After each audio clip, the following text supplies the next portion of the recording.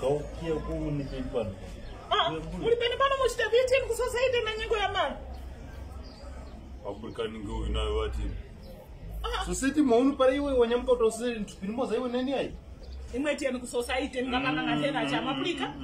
Ngabale binu manye kutwa kuyoya kula uti mukaya society chikwa cha ine so teni ku society not kuti abale binu anyosenge ine kuti ine ndine mukasikana ku society cha.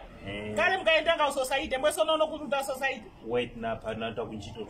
Kunchito muri kunchito ine ni aphanele fa unene so nditenge maboza cha pale mangu atete maboza ndina aphanele unene iwe nayo yali banyumba ndi yakuma para ukuratara pambane ngeona para iwe nayo ona kuna limba ni kunchito mwanza zonu ya afumane tena kunchito mo kumara cha bantu akufatwana zona tena society kuna arendra kare message wono message mwalemera kuti message ninaenda kunchito mwaenda kunchito kuti kunchito muonenge nenda kalende sungama utakuteka hapa kunchito wala kala panyumba kanitira nokunangiza iwe zuru nikafona hey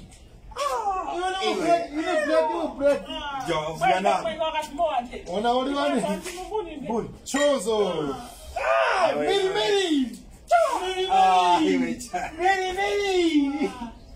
society awa ni nona lekena mwenye mwenye society ai madam ona munyane uize teka vakashirani iwe yenda uyu munyane ona utacha ku society kwa mlaini amna mo karibu vatiyambe society kuina ngoena program ndi wena kumaningi pamsipano uyu waende akuna naenda kunchito ili ni bozra iwe na ine na akuru wa Gomez na tumakombambo yane iyi yenda ku society vamuiwa kurote varaenda kunchito bapro yenu mzati ona hizi mwapalira hapa nena awa mulamu hapa kuti mtu kuje ku society kwa makora kwa dikula wakumbe wati apa kulemba kama zina vaonenge kuti awa afumaoni ba awa ni ba wao nene ani bono ripaliri hapa ndi iwo kumbi waduti ku society ndi mzara na mulala waka ni mulira hapa ngori ko ngati kwa kale akulu kutakuta nchito kwa mwana waka nyumba hapo kama society maboza hapa kuliza ine message na lemba kali kulije hizo tena ku society hapa ni pala ndena ona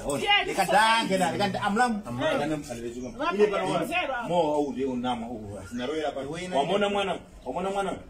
wamona mwana amamaga watangu society kwena wapalira uyima vayana kai wewe zinozeke kusona pati zesi ndaliso nimsangani sewonza hapa ni maikaki botoro chiko ngamba amla mwana ngamba wewe kuninga zuwa utine ndine kwa kazi ka society kwapo ukaleka society chikwa cha mo wewe ukaleka unatete sema bora utakuta nchito mtoa shuga tu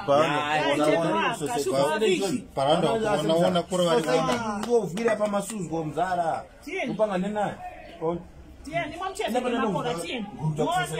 Mwana botola titayo. Maona tikora nenge ndiye. Mafungane baby tende ngende. Takapana unarovera kura kutiva kurovera kumalipirisa hiyo ya jiti ni wakafuma sibotola titayani mpomba polisi wakola para wanyamla botola mo waka. Mumanye nirovera ngibadara kuti vara paro wangu ngoli paniro hizo vara. Unakusala mchalene kwa sababu hiyo ndio muruwani. Sumi wengi badara. Para ngori para kuona ina ngana ngalira bene malavi pachoni